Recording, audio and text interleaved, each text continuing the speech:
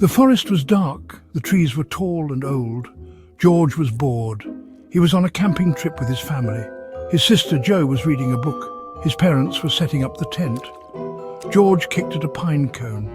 He wished he had brought a friend. He sighed and wandered away from the campsite. He found a fallen log and sat down. George spotted something under the log. It was a wooden sword. He picked it up and swung it through the air. It felt good in his hand.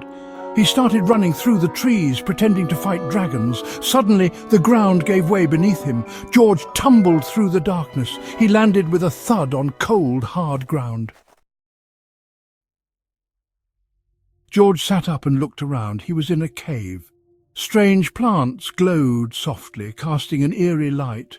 The air was thick and heavy. He felt scared. He stood up and walked towards a light in the distance.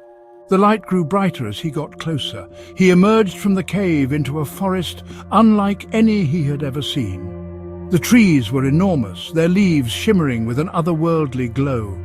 Strange creatures flew through the air. A girl stood in the middle of a clearing.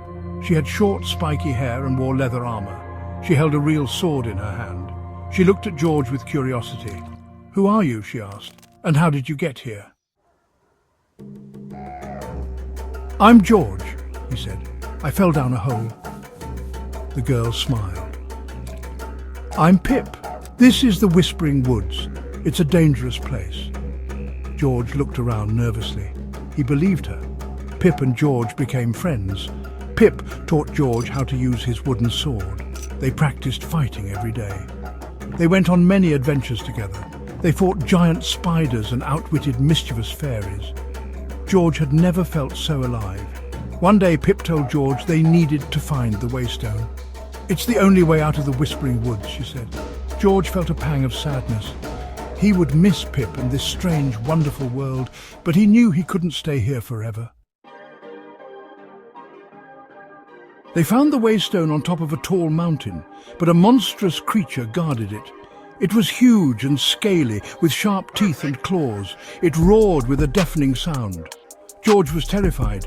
Pip stood bravely in front of the monster. "Run, George!" she shouted. "I'll hold it off." Pip fought with all her might. Her sword flashed in the sunlight. But the monster was too strong. It struck Pip with its claws. Pip fell to the ground. George screamed. He was filled with rage. He charged at the monster, his wooden sword held high. The monster laughed, but George was quick. He dodged the monster's claws and struck it in the heart. The monster roared in pain and collapsed. George ran to Pip's side, but it was too late.